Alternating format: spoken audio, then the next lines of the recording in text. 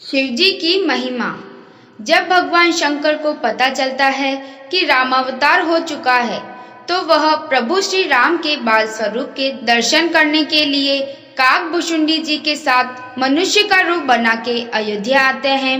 जिस समय भगवान राम का जन्म हुआ तो चारों ओर उत्सव मनाया जा रहा है। भगवान शिव भी भगवान राम के बाल रूप का दर्शन करने गए थे। वही कथा माता पार्वती को सुना रहे हैं। भगवान शिव कहते हैं, पार्वती, जिस समय भगवान का अवतरण हुआ था उस समय मुझसे रहा नहीं गया। मैं अपने मन को रोक नहीं पाया और तुरंत अवधपुरी पहुंच गया। मेरी चोरी ये थी कि मैंने तुमको नहीं बताया।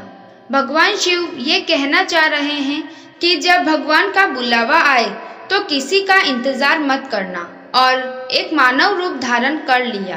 पार्वती बोली कि आप महादेव हो और मानव बनकर क्यों गए? भगवान शिव बोले कि जब महादेव के देव भी मानव बनकर आ सकते हैं तो मैं मानव ना बनूं, ये कैसे हो सकता है? जैसे ही अयोध्या में पहुंचा, वहां बहुत ही भीड़ लगी हुई है। भोलेनाथ बहुत प्रयास कर रहे हैं राम जी के दर्शन करने का, लेकिन नहीं जा पा रहे हैं। शिव जी ने थोड़ी ताकत लगाई है और थोड़ा धक्का दिया है। जैसे ही शिव ने धक्का दिया है तो अंदर से ऐसा धक्का आया है कि भोलेनाथ दूर जाकर मंदिर के एक शिवलिंग के पास टकराकर गिर गए हैं। भोलेनाथ बोले, ये लो, हो गए दर्शन। राम के तो हुए नहीं, पर मेरे खुद के हो गए हैं। भोलेनाथ ने सोचा कि ऐसी भीड़ में दर्शन कैसे हो। तब भोलेनाथ को याद आई, मेरा एक चेला है, वो दिखाई नहीं दे रहा है, यहीं कहीं होगा। वो चेला है काकभुशुंडी जी महाराज। सोच रहे हैं कि भगवान का दर्शन करने जरूर आए होंगे। जैसे ही भोलेनाथ ने इन्हें याद किया है तो काकभुशुंडी जी तुरंत आ गए, क्योंकि कौवे के रूप में हैं। भोलेनाथ को कहते हैं, महादेव, कैसे बुलाया है, जल्दी बताइए। भोलेनाथ बोले कि जल्दी बताऊं, पर क्यों, कहाँ जाना है?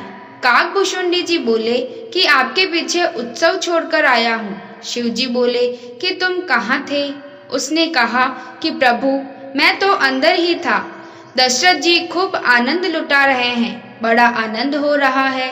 भगवान शिव बोले कि बढ़िया है, मानव को तो भीड़ के कारण रोक सकते हैं, पर कौवे को कौन रोकेगा? वह चेला आनंद ले रहा है और गुरु यहाँ बैठा है। भोले बाबा कहते हैं कि चेला जी, कोई युक्ति बताइए, हमें भी दर्शन करवाइए। काकभुशुंडी जी ने कहा कि महाराज, चलो कोई युक्ति बनाते हैं। काकभुशुंडी ने भी मानव रूप धारण कर लिया।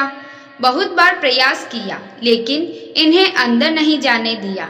अब जब काफी समय हुआ तो भगवान राम ने भी रोना शुरू कर दिया। इनके मन में भी भोले बाबा के दर्शन करने की तड़प जाग गई है। अब राम जी दुख में तड़प कर रो रहे हैं, और जब ये पीड़ा भरी पुकार मैया के कानों में गई तो कौशल्या जी बिलक पड़ी है कि मेरे लाल को आज क्या हो गया है। इधर भोले बाबा ने भी पूरा नाटक किया है। भोले बाबा एक 80 साल के ज्योतिष बन गए हैं। गोस्वामी जी ने गीतावली में इस भाव को बताया है और स्वयं ज्योतिषी बनकर काकभुशुंडी जी को अपना शिष्य बना लिया है और सरयू के किनारे बैठ गए हैं। जितने भी लोग रास्ते से आ जा रहे हैं, भगवान शिव सबके हाथ देख रहे हैं और भविष्यवाणी कर रहे हैं। अब अवधपुरी में चर्चा शुरू हो गई है कि कोई बहुत बड़ा ज्योतिषी आ गया है। जब भगवान राम ने रोना शुरू किया है तो माँ बहुत परेशान है। गुरु वशिष्ठ जी को खबर की गई है, लेकिन वशिष्ठ जी व्यस्त हैं।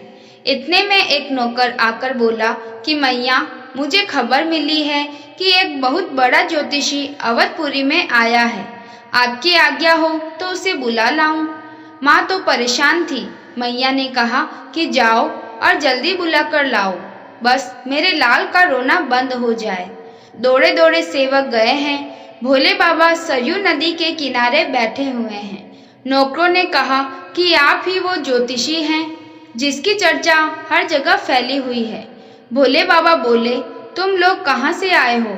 वो बोले कि हम राजभवन से आए हैं। ये सुनते ही भोलेनाथ का रोम रोम पुलकित हो गया है। समझ गए हैं कि मेरे राम ने ही इन्हें भिजवाया है।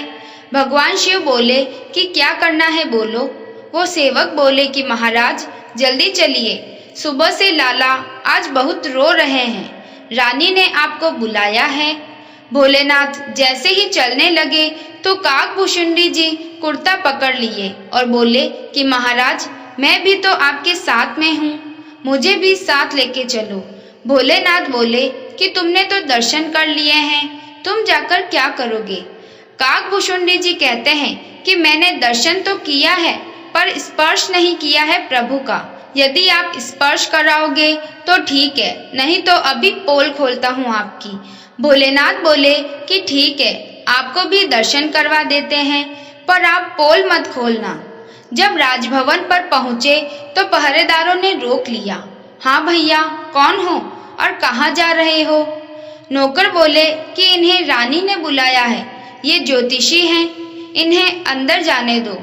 अब भोले बाबा राजभवन में अंदर प्रवेश करने लगे हैं, पर काकभूषुंडी जी को रोक लिया है। पहरेदार बोले ठीक है, ये ज्योतिषी है तो अंदर जा रहे हैं, पर ये साथ में कौन है जो अंदर चला जा रहा है, इनके अंदर जाने का क्या काम है। दशरथ जी का आदेश है कि किसी अनजान को अंदर नहीं आने देना है। भोले बाबा मुस्कुराकर अंदर जाने लगे। तभी काकभूषुंडी जी बोले कि प्रभु साथ लेके जाओ, नहीं तो पोल खोलता हूँ अभी। भोले बाबा बोले कि ठीक है, मैं कुछ करता हूँ। भोले बाबा कहते हैं कि भैया बात ऐसी है, मैं 80 साल का बूढ़ा हो गया हूँ, ज्योतिषी तो करता हूँ पर आंखों से कम दिखाई देता है। ये मेरा चेला है, इनके बिना मेरा काम नहीं चलेगा। मैया बोली कि महाराज अब जो आपको अपना झाड़ फूंक करना है कीजिए। भोलेनाथ बोले कि मैया इतनी दूर से कुछ नहीं होगा, ना तो तू मुंह दिखा रही है, ना तू स्पर्श करवा रही है। बिना मुंह देखे और बिना स्पर्श करे मैं कुछ भी नहीं कर सकता हूँ। मुझे एक एक अंग देखना पड़ेगा कि जड़ कहाँ लगी है, नाक को लगी है या आँख को लगी है। मैया बोली कि दूर से कुछ नहीं होगा। भोलेनाथ बोले मैया दूर से कुछ भी नहीं होगा। आज मैया ने अपनी साड़ी का पल्लू उठा लिया और जो राम जी अब तक रो रहे थे, भगवान शिव को देखकर खिलखिलाकर मुस्कुराने लगे हैं। मैया बोली महाराज आप तो कमाल के ब्राह्मण हो, आपने सिर्फ लाला को देखा ही है और लाला का रोना बंद कर दिया है। भगवान शिव बोले कि मैया अभी तो नजर पड़ी है और रोना बंद हो गया है, अगर तू गोदी में दे दे तो हमेशा के लिए आनंद आ जाए। अब मैया ने तुरंत राम जी को लेकर भोलेनाथ की गोदी में दे दिया है। जैसे ही भगवान राम भगवान शिव की गोदी में आए हैं, मानो साक्षात शिव और राम का मिलन हो गया है। भगवान शिव की नेत्रों से आंसू बहने लगे हैं। अब तक जिस बाल छवि का मन में दर्शन करते थे, आज साक्षात दर्शन हो गए हैं। भोलेनाथ कभी हाथ पकड़ते हैं, कभी गाल छूते हैं और माथा सहलाते हैं। भगवान राम भी टुकुर टुकुर अपनी आंखों से शिवजी को देख रहे हैं। जब थोड़ी देर हो गई तो काकभूषुंडी जी ने पीछे से कुर्ता पकड़ा और कहते हैं कि हमारा हिस्सा भी तो दीजिए, आपने आनंद ले लिया है तो मुझ पर भी कृपा करो। भगवान शिव जब प्रभु श्री राम को काकभूषुंडी की गोद में देने लगे तो मैया ने रोक दिया है कि इनकी गोद में लाला को क्यों दे रहे हो। भगवान शिव बोले कि मैया मैं बूढ़ा हो गया हूँ, ये मेरा चेला है, ये हाथ देखेंगे और मैं भविष्य बताऊंगा। काकभूषुंडी जी की गोद में लाला को दे दिया है। अब काकभूषुंडी जी भी भगवान का दर्शन पा रहे हैं और भोलेनाथ ने भगवान का सारा भविष्य बताया है। सब बता दिया है कि आपके लाला कोई साधारण लाला नहीं होंगे, आपके लाला का जग में बहुत नाम होगा। आपके लाला के नाम से ही लोग भवसागर तर जाएंगे। मैया बोली कि ये सब ठीक है, पर ये बताओ कि लाला की शादी कब होगी। भोलेनाथ बोले कि इतना बता सकते हैं कि आगे चलकर आप थोड़ा ध्यान रखना। एक बूढ़े बाबा आपके लाला को आपसे मांगने के लिए आएंगे और जब वो मांगने आए तो तुम तुरंत दिलवा ना देना, मना करवाना, क्योंकि आपके लाला उनके साथ चले जाएंगे तो वहां से बहू लेकर ही आएंगे। कौशल्या जी बोली कि आप चिंता मत करो महाराज, ये बात मेरे दिमाग में बैठ गई है, मैं इसे हमेशा याद रखूंगी। इस प्रकार भोले बाबा ने सब बताया है। मैया ने बोला कि आपने बड़ी कृपा की है, मेरे लाला का रोना बंद करवा दिया है, मेरे लाला का भविष्य भी बता दिया है, अब मेरे लाला को आशीर्वाद भी दे दीजिए। भगवान शिव ने खूब आशीर्वाद दिया है, हे राम आप जुग जुग जियो, सबको आनंदित करो।